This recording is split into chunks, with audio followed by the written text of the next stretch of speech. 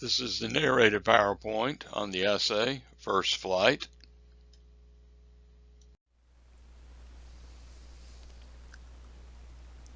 So, have communication technologies changed the workplace? Well, of course they have. If you want to go back to the 19th century, there's a short story by Herman Melville, who wrote Moby Dick. But there's a short story he wrote called Bartleby the Scrivener. And it's about someone who was a scrivener, was also referred to as a copyist. So they would work in business contexts, especially legal offices. When you needed 6 copies of a document in the 19th century, then they had to be copied. They were copied out by hand. So not only was it repetitive work, but you had to have pretty neat handwriting as well.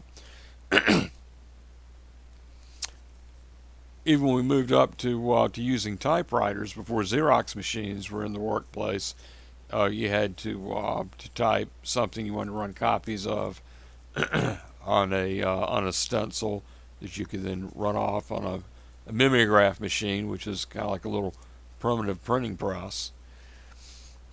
And today, of course, that's all changed, where we have, well, for one thing, everyone types, which didn't used to be the case, and we all have laser printers in our offices, right? Or we can send it to one down the hall or something. And of course, another thing that's interesting to think about how communication technologies have changed the workplace: has the number of secretaries gone up, or have they gone down? They've actually gone down, because as I was just saying, everyone now knows how to type. That's part of it. So, and of course, we have other communication technologies as well. Email, and we can even have visual conversations, something like Google Hangouts, and so forth. A term we've been kind of skirting around so far is rhetoric. And when we use rhetoric in talking about workplace communication and as a foundation for technical communication theory, we're not using it in the way that it's usually used in the news media, especially when they talk about politicians and saying, oh, well, rhetoric from the White House, or another politician dismissing what someone else has said by saying, oh, that's just rhetoric. And if you look the word rhetoric up in the dictionary,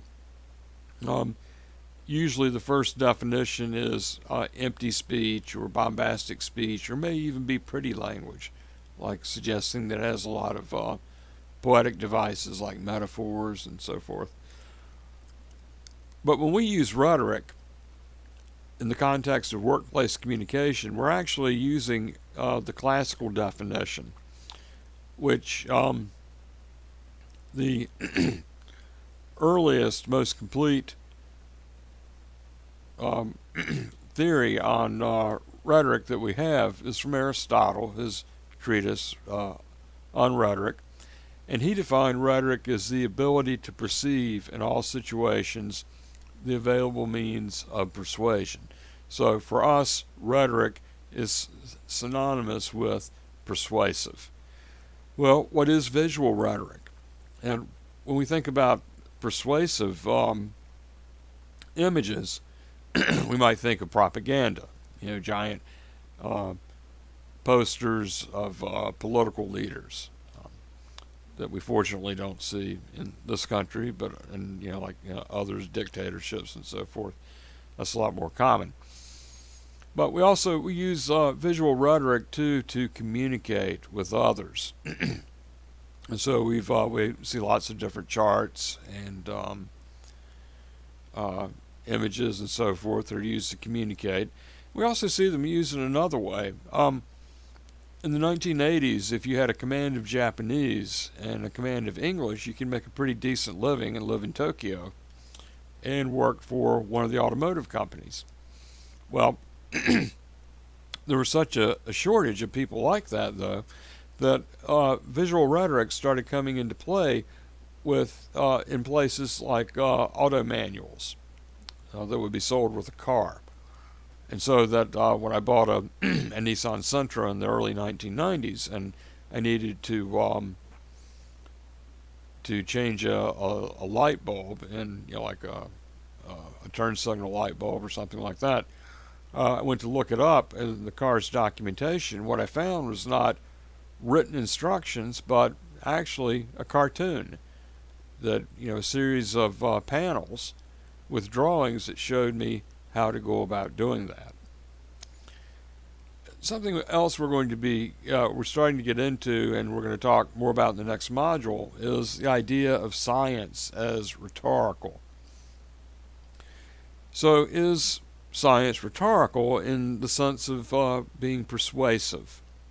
Some people, perhaps most notably scientists, would say no, it is not.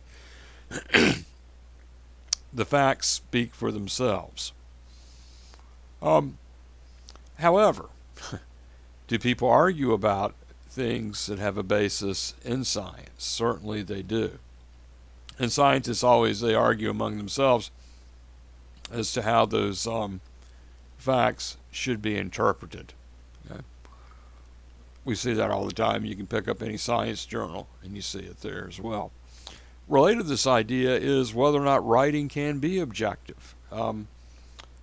People who don't think science is rhetorical would say, well, we present the facts in an objective fashion. That is, with no emotion. Well, in technical communication, we have the idea that all writing is rhetorical, and that means that it can't be objective. And it isn't objective because every writer brings a context, a set of experiences to every writing situation, and that affects how something is written. For example, if I were to ask you to describe the room where you're sitting right now, some of you might be sitting in your home or something, and you might feel like this is a place that you feel very free to express yourself and to be yourself.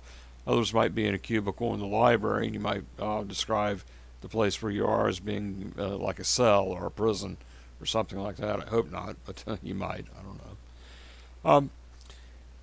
And all this is related to the idea that all published writing presents something of a facade to us.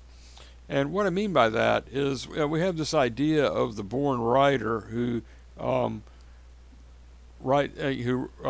writes something, and whatever they write, the first draft is published, and they're geniuses. And we have stories supporting that, like Samuel Taylor Coleridge waking out of a dream, probably an opium dream, since he was addicted to laudanum, and then writing Kubla Khan, one of his famous poems. And so we have this idea of writing being associated with genius. And we have the same type of thing with scientific writing especially, and technical writing, but scientific writing especially, in the sense that everything is laid out very neatly for us. When we have actually done studies of science and how science is done in the laboratory, and how that is then changed into what is published as a scientific article, we see that it becomes quite different. The science is kind of sloppy a lot of times, and what becomes a scientific article is an interpretation of an experiment. One of the more notable cases of that would be Bruno Latour and Steve Woolgar's Lab Life, which takes place at the Salk Institute in California. And the Salk Institute is a very venerable scientific institution. It's where the polio vaccination was first developed. Well, they found out the science there was being done was kind of sloppy, and didn't really the articles that represented it were actually to some degree were fictions, we would say. So, well, what all these theoretical basics are leading up to is some of the stuff we see on this slide. That what you need to do as part of becoming a professional who can contribute to your organization is you have to learn how to read your organization rhetorically. Okay? And when you read rhetorically, what you do is you look at, for example, documents that are successful and you learn how to imitate them in terms of form, in terms of structure, in terms of diction, word choice. And by being able to do that, then you're able to contribute to knowledge being generated by that organization. And you don't have to be a member of a scientific institution to be generating knowledge. You could be working for a company and generating knowledge about a product, how it could be marketed more successfully, or how it could be better designed, or something like that, or about how people actually use it. You know, do they follow the instructions that you provided with it, or do they do something else, perhaps something they're not supposed to?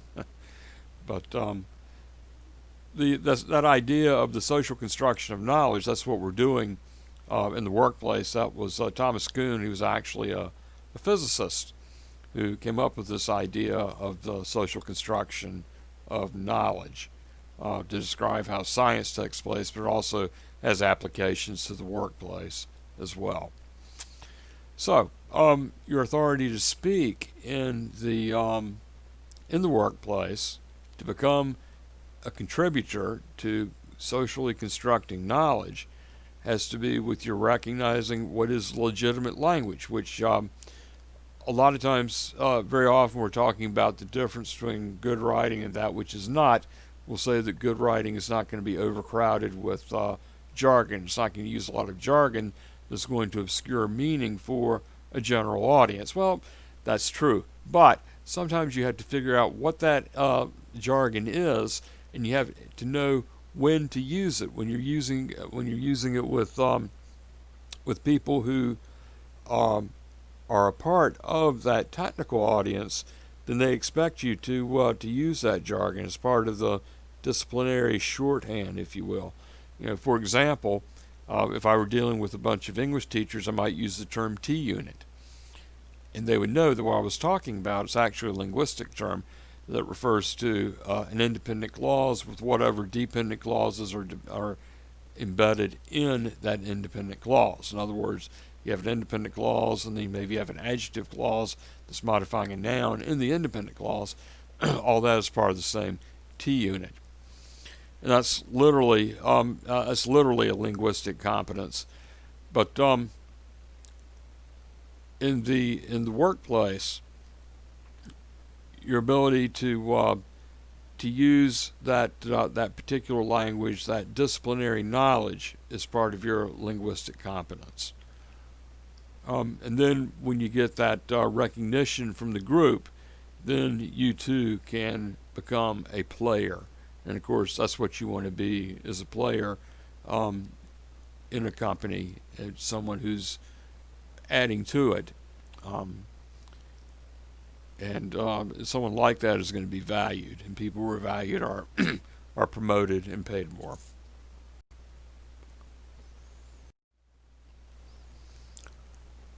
There's a reference to John Snow's map. He was the British doctor who thought cholera was caused by water people were drinking. It's a really bad intestinal disease, not by the air that they were breathing, which was what was thought at the time. And the way he did that was by, and he wanted to convince the British authorities to shut down a particular pump. And the way he did that was through visual rhetoric. He created a map, and there on the left you see the complete map that he made, and on the right, there, if you look kind of like right in the middle, you can see the detail. If you look right in the middle of the one on the left, you can see the detail that this is showing.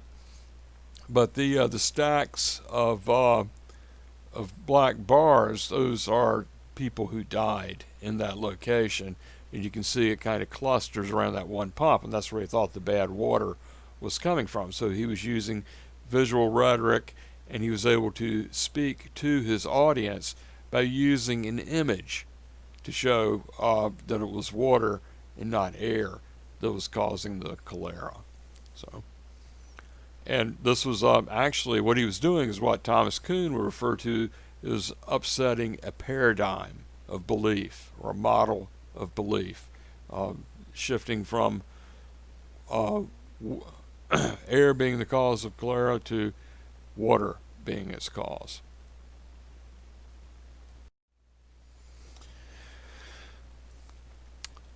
Okay, so here in First Flight, they also talk about this idea of access to data, flattening the corporate hierarchy. Now, how do most corporations work? Are they top-bottom or bottom-top? Traditionally, they've been top-bottom. Well, the internet changed all that. There was a book by a researcher named Laura Gurak. The title of it is Persuasion and Privacy in Cyberspace. It's from the technical communication literature. And in this book, there are two case studies. One was on Lotus Marketplace, and the other was on ClipperChip. Lotus Marketplace was a listing of professionals and their addresses, and it was Lotus, of course, is a software development company, and Marketplace was going to be used to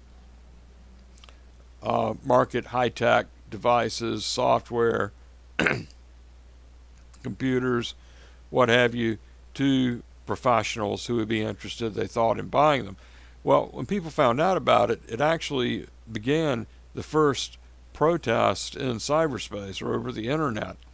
And back then, there was no really social media as you would recognize it. There was no Facebook at all.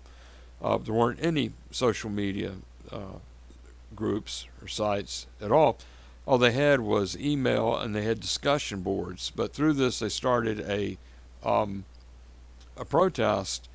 And one way in which it was different is they got the email of the CEO for Lotus Marketplace, and they went directly to, they started emailing him directly and letting them know that they weren't happy with this this Lotus Marketplace, which is actually, it wasn't a book or a printed listing, it was a CD.